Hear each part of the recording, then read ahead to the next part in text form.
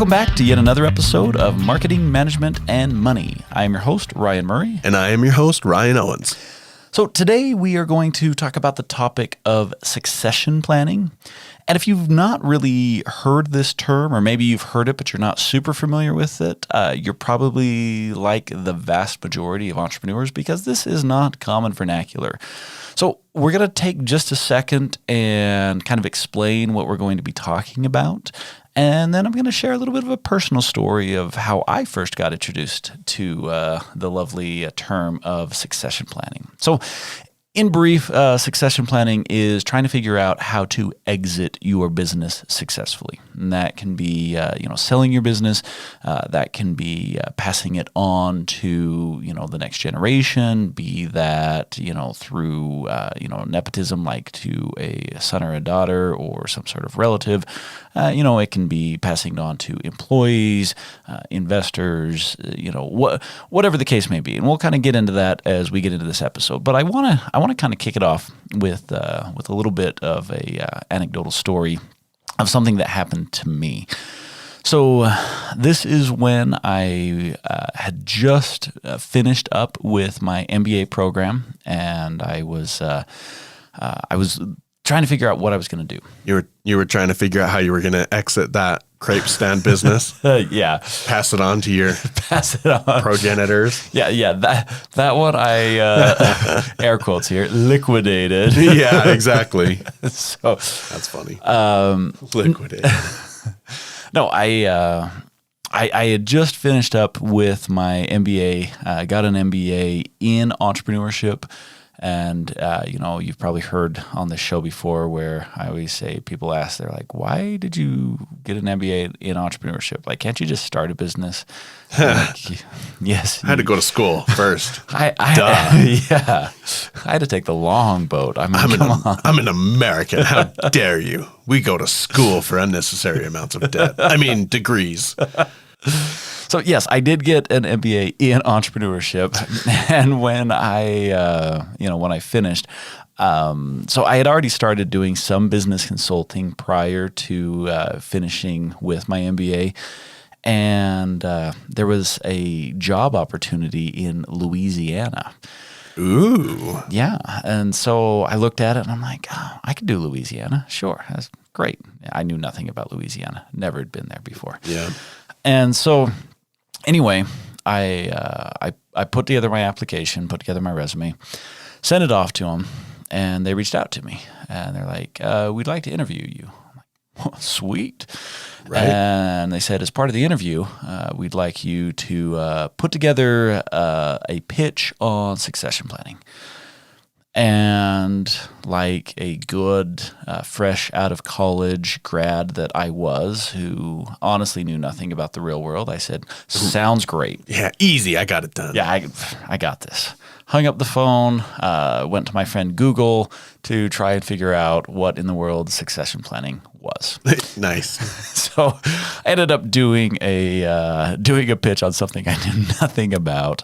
And I didn't get the job, but I did get a second interview. Nice. So I don't blame it on my pitch. I don't know why I didn't end up getting that job, but in any case, so was the second interview a face-to-face interview?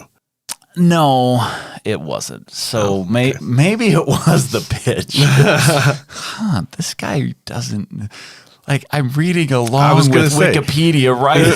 Right. Talking. I was going to say, because if they would have seen your dashing good looks, then there would have been at least another interview, right? Dashing good looks. There's a reason you and I do a podcast. Right. Hasn't gotten to YouTube yet for a reason. You've lost your hair and I'm losing mine. Yeah, right. Oh, gosh. So, succession planning. How am I going to pass this podcast on to the next wonderful person? Right. But really, this is a very important topic in small business. And one of the things that I always like to ask is, when should you start thinking about succession planning? And the answer is when you start your business. Most people start thinking about succession planning when they're ready to get out of their business. And honestly, if that's when you're starting to think about it, that's too late. Because there's a lot of prep that needs to go into this, a lot of thought that needs to go into this. And that's what I want to talk about in the show today is I want to go over what are the best practices of succession planning, because the nice thing about it is if you do succession planning correctly, you have to build a successful business to do it. You have to have a healthy business to do it. No one wants to inherit your garbage. Yeah. Well, and you're touching on several points that I would want to bring up in my ignorance with succession planning, because unfortunately I haven't received my MBA in entrepreneurship, nor have I impromptu done a pitch on succession planning. You too could do a Google search. Well, so I'm assuming you've learned a thing or two since your fake pitch. Nice. I have helped people in this process. Cool. Very cool. Develop it and pass their business on to whether it be someone buying their business or inheriting their business or very cool. Whatever the case may be. See, and that's, I don't know, you're talking about this and you're saying like if you're not thinking about this until you're at the end of your business or at the end of your time in your business, like you want to get out of it, then you're too late. And I'm like, man, people are only thinking about making their small business survive from today until tomorrow. You know what I mean? Like, right. This is not something that's on the minds of the vast majority of entrepreneurs, right? But really, this is begin with the end in mind type of thinking. You know, for those of you who are Stephen Covey fans and who, you look at the 7 habits of highly effective managers, people. I mean, there's so many series on that Teenagers, now. Right? Chickens. I don't know. Right. But it is that habit of begin with the end in mind. And that's what we're talking about here. Is we're saying, what's the end of your business look like? Yeah. And are you going to succeed that onto someone and be proud of that and, walk away with, some nice money in your back pocket, and also at the same time be proud of what you have built and what you have accomplished? Or are you going to take the more tragic path of just trying to get out, creating your own prison cell and then having to escape from it? Yeah. And that happens a lot. Oh yeah. Well, and I'm by no means saying like, oh, we don't need to do this podcast episode because nobody's thinking about this. What I'm saying is I think that it's become so commonplace for entrepreneurs to not think about this, and that's a problem. I think that it's extremely important to do this podcast episode because of that. I love the approach of beginning with the end in mind. Like, what are you going to get out of this thing? Why are you doing this? You have to keep those things in the forefront of your mind. And when you frame it that way, I think it becomes a lot more relevant and applicable to entrepreneurs across the board. Like everybody's doing this for something. You know what I mean? Why are you doing? What do you want to get out of this? And this essentially succession planning is taking it a step further. It's almost materializing in a way what you want to get out of this. And instead of just being like, well, I want to have a successful business. Okay, well, what does that mean? Yeah. Put a pen paper and figure out, okay, yeah, I want to have fat stacks of cash. Then you can't just be surviving from one day to the next as an entrepreneur. Yeah, it's not like, the first 20 years are rough, but the last 5 are, fruitful. Yeah. It's like, no, there's a progression. There is a There are milestones that you have to be hitting. And if you're not, you better be adjusting, because then there's definitely not going to be that last 5 years of glory, you know? Now, okay, before we get too far ahead, I want to talk about being honest with ourselves here for a second, because if you're not being honest with where your business is and where you want to take your business, then you're not going to accomplish anything. Yeah. As human beings, for whatever reason, we have to impress other people. Yeah. People we don't care about that we're never going to see again. Oh, yeah. We're going to lie to them Yeah. so that, Yeah. we can impress them. Yeah. I'm like, why do we engage in this stupid don't know. behavior? But I we don't know. do, right? Yeah. And so I'm going to put it out there right now that you can't lie to yourself. You can't lie to others if you want to be successful in succession planning. At the end of the Absolutely. day, what are you actually leaving behind? You Yeah. know, are you leaving a legacy or are you leaving just a path of disaster? And I want to cue in on an experience, and it's not my experience; it's actually your experience. Ooh. But it's really top of mind here. So Okay. you recently went to a training. I did. And I remember when you came back from the training. So this was a digital marketing training, if I recall correctly. Correct. Okay, so yeah, you went to this digital marketing training. And I remember asking you, I'm like, hey, how was the training? Because I was kind of excited. You had spent the whole day, doing this Yeah. training. And you had made this comment that was really intriguing to me. You're like, well, I'm like sweating bullets right now. I have no idea what you're going to say. I remember everything except for what I said. And I'm like, oh, man. what did I say? I think there's an emoji for this. I'm sorry to whoever I said that to. Yeah, exactly. No, what you said. So Whoever you're about to offend on my behalf, I'm sorry. the presenter got up, and I remember you saying that you're Oh, like, yeah, it was yeah. okay. You're Yeah. like, I'm not sure that the presenter, like he was decent. He had some interesting ideas, but and you made this point. You said it was interesting that he introduced himself as this serial entrepreneur who like had recently sold a business for $1 billion or some ridiculous amount. Yeah, it was a couple $1 billion. Was it a couple $1 billion? Yeah.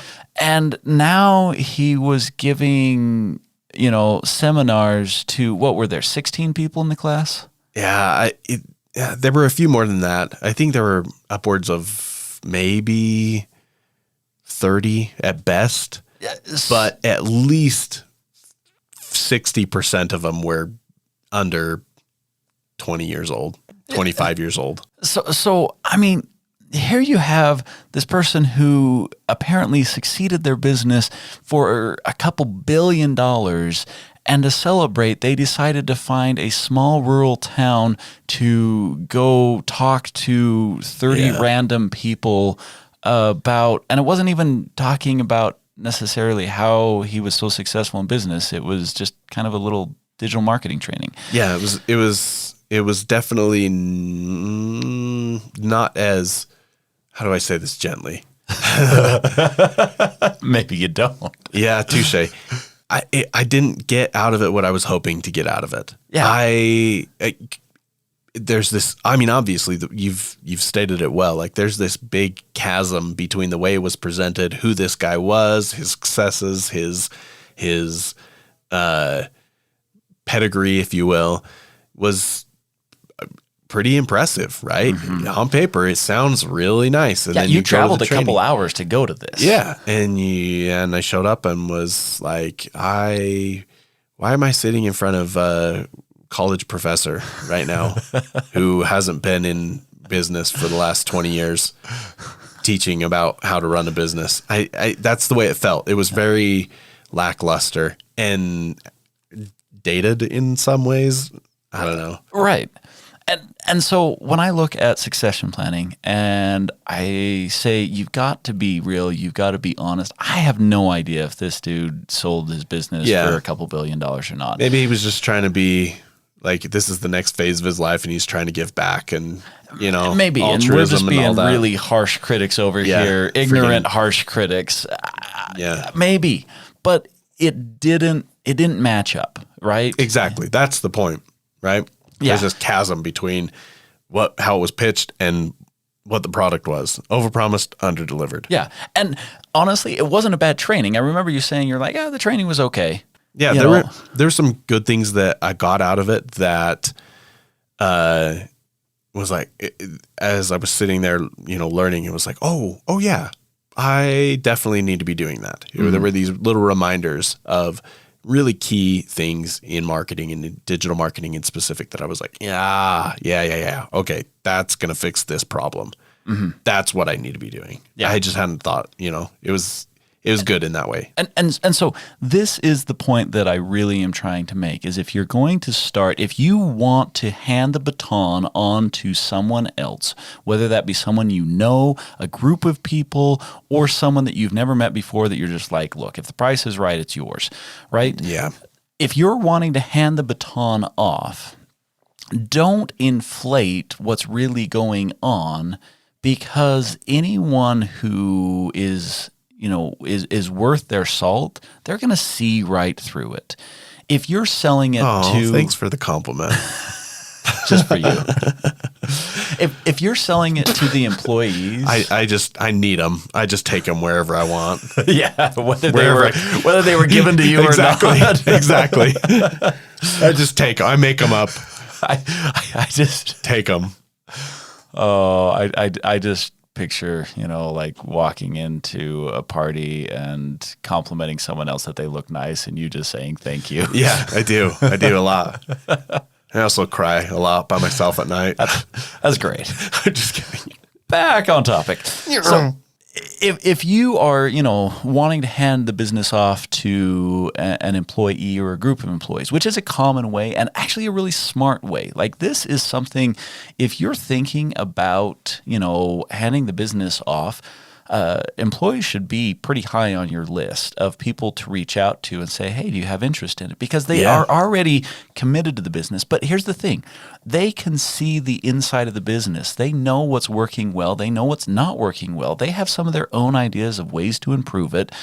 And if you're there, and I hate when this happens, you've got a group of employees. They're excited to take over the company, and you got this owner, and the owner starts trying to work them over and like work a deal.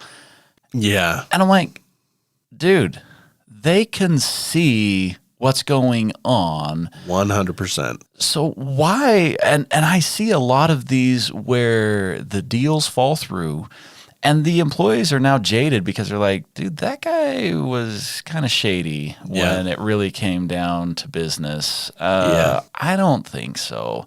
Yeah. And then if they're jaded, they might not stay with you. And if they do stay with you, maybe you don't want them to stay with you because now they're jaded. I mean, it's just a bad situation. So it's like, be honest, be, transparent with what the business is, what the business isn't. Well, and this thought has come up a few times as we've been discussing this type of succession planning. And the thought is that in your efforts to be honest with yourself, in your efforts to be transparent, it's incredibly helpful to get third-party objective opinions, right? Right. Like, I know we're talking about being able to see the insides in the soft, gushy underbelly of a business, but if you can get somebody you trust that's a third party to come in and evaluate, maybe even you have somebody come in and actually do an evaluation of your business, but you have to still allow them to see that soft underbelly. It's a really good way to get a look at your business from a really honest perspective. Yeah, because if you're thinking like, man, my business is worth a lot, and then you come in and have the evaluation done, or not evaluation, the valuation. Yeah, thank you. Business valuation. Yeah, so they come in and have this business valuation done, and they're like, yeah, your business is only worth $15,000.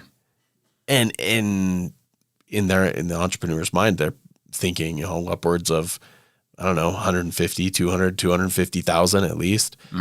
And to get that hard dose of reality, that smack in the face of, hey, you're not being honest with yourself.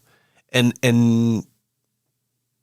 that's not even intentional, right? Right. It's just totally unintentional. You don't know what you don't know kind of a thing. So yeah, it doesn't hurt to get business valuations along the path. That doesn't mean that you have to sell a business. And that's not the only way to get that third party, but sure. But, okay, so there are a lot of pieces here, and a couple Yeah. things that I want to talk about. One of the things, and this triggered a thought, as you were mentioning, when you get the business valuation and, you were expecting it to be worth a lot more.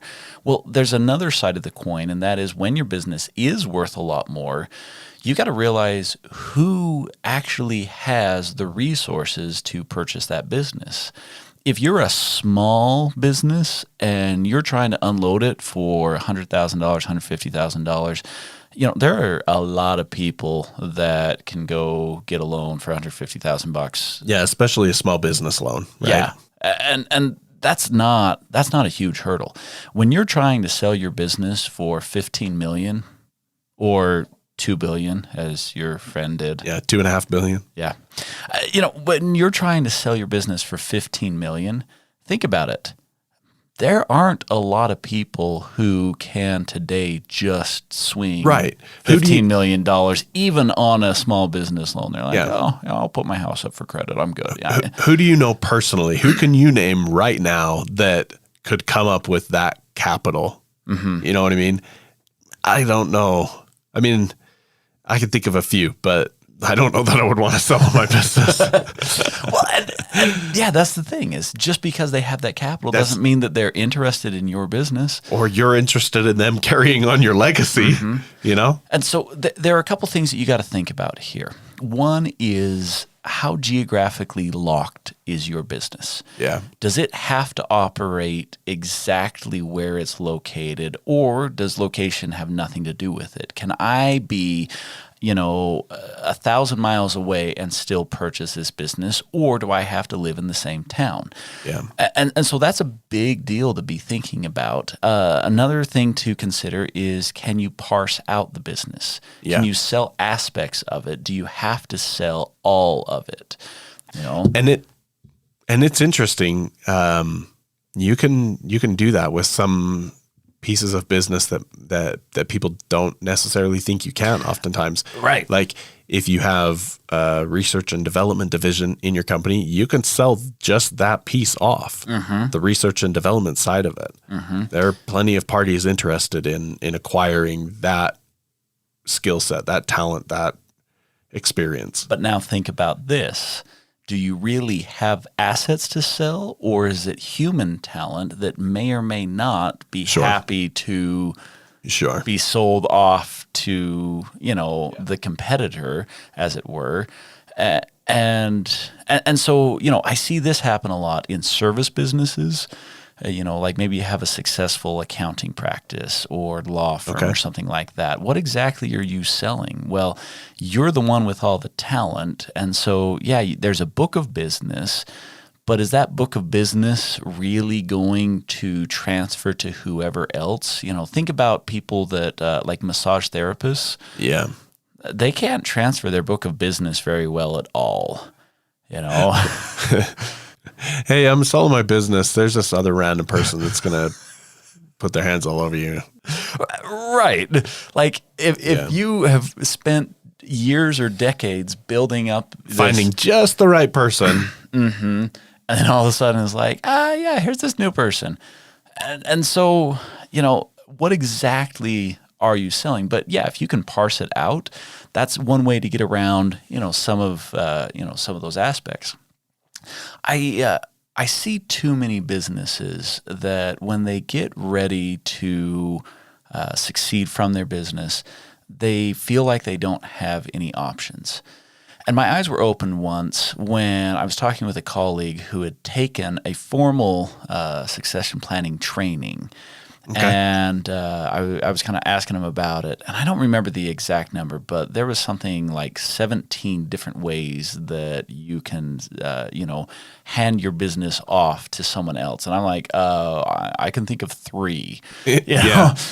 And so there's something to be said that if you're stuck before just shutting the doors, there are a lot of options. Find someone who, specializes in succession planning. Get on LinkedIn and search for that, and then have them do an evaluation and say, okay, what options are available to me? Because you're probably going to be surprised that there's a lot more options, things that you have never thought about of ways to successfully hand off your business Yeah. to someone else. And some of those might be immensely more appealing to you than just selling it to Joe Schmo because he has the money. So in this particular training, the way that they had laid it out, and again, I was not the one who took the training, but what they did is they started with your best option all the way down to your worst option. And so you literally just went in order and you're like, oh, can we take option 1? Nope. Can we take option 2? Nope. Oh, we can do option 5. Okay, I'll take option 5. Yeah. And so there is a hierarchy of what works Interesting. best. And this goes back to that idea of, like employees being a solid option. Like if it were me, I would much rather sell my business to employees than I would necessarily want to hand it off to my children. Because Ooh. do my children want my business? Now, there are times where they do, but I'm going to treat them like an employee before I ever even give Yeah. them that option. Yeah. Because otherwise, there's entitlement that you're dealing with. Oh, yeah. There's nepotism that you're dealing with. There's lack of interest that you're dealing with. This is the part of the episode that everybody was waiting for. Everybody and their dog is like, hey, stereotypical passing on the business. Where does it go? Entitled kids. Yeah. And And then it gets ruined. see, I have a personal standard that I use in, for myself. My kids are too young right now, but They didn't get the crepe stand? I'm just kidding. no, they didn't.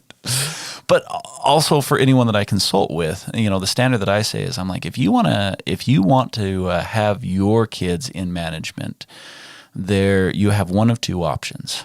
The first option, which is preferred, you kick them out of the business and they have to make it on their own for 5 years, Yeah. doing anything. 5 years. 5 years. Not a year, not 2 years. 5 years. Yeah. So for 5 years, they have to go work for other people and they have to prove that they are a good hire in that 5-year period of time. So that's option 1 if you want to bring a child into management in your company. Option 2 is you make that child work every single position in the company. Not, oh, I've been in this department for, a couple of years. Now I'm ready. It's like they have to work every single position in that company. Now, if your company has 1,000 employees, Yeah. Yeah. But I'm talking the typical small business that is going to have, anywhere from a half a dozen Yeah. employees up to 20, 30 type yeah. employees, something like that. Yeah. And you can have them work in every single spot, cleaning the bathrooms, Yeah, taking every out role, the garbage, right. Learning how to make a cold call for sales. Ooh, yeah. Like all of the things that people are like, I don't want to do that. The accounting, Yeah. the secretary work, the Dealing everything. with angry customers on the phone. Product management, everything. Everything, and again, I'm going to spend about the same amount of time, about 5 years of, Yeah. and it's like, okay, if you want to be in management, but getting back to the succession planning. So if I'm dealing with an employee or a group of employees that want to take my business, here's a piece of advice. If you have an employee that you like, approach them and say, hey, would you ever have any interest in owning this business? Yeah. And you can do that, 5 years before you ever think about unloading anything. Now, this can backfire because I've seen some people are just like, this will be mine one day. Yeah. Like, no, because you became an arrogant prick and nobody likes you anymore. Yeah. Right. Exactly. But there's nothing wrong with asking, what is your interest level? Yeah. And trying to figure Nothing that out. promised. Nothing set in stone. Just, hey, think about this. Yeah. Or what are your thoughts on this, really? Yeah. So those are just some thoughts. Yeah. on, I feel like we could go through this whole list we could spend another hour going through the different aspects of it. You could definitely do a Google search or whatever. Find some BS way to present on succession planning to do your master's thesis. I don't know. I'm just kidding. But seriously, if you're looking into this, definitely don't be afraid to be honest with yourself and reach out for help if you need it. You know what I mean? Like you said, there are plenty of advisors and things like that, qualified people on places like LinkedIn, or, you know, even in your local community, you may find somebody at a chamber luncheon, or I don't know. Yeah. Use your network for sure. Don't think that you have to do it on your own. And definitely, as I have learned as well, don't just wait till the last minute to do it. Till you're ready to kick back and coast on your sleigh down your hill of gold coins. Good planning takes years. Yeah. Thank you guys for tuning in. We've really enjoyed this episode. We hope you have as well. If you have any questions, comments, or feedback, please feel free to reach out to us at ryan@marketingmanagementmoney.com, and we will catch you on the next episode. Take care. Take control of your business today. Go to LearnDesk.us and search Marketing Management and Money for the small business insights you've always wanted. Be sure to stay tuned for new episodes on the first and third Wednesdays of every month, and make sure to subscribe to be notified when we release bonus content such as interviews and short discussions.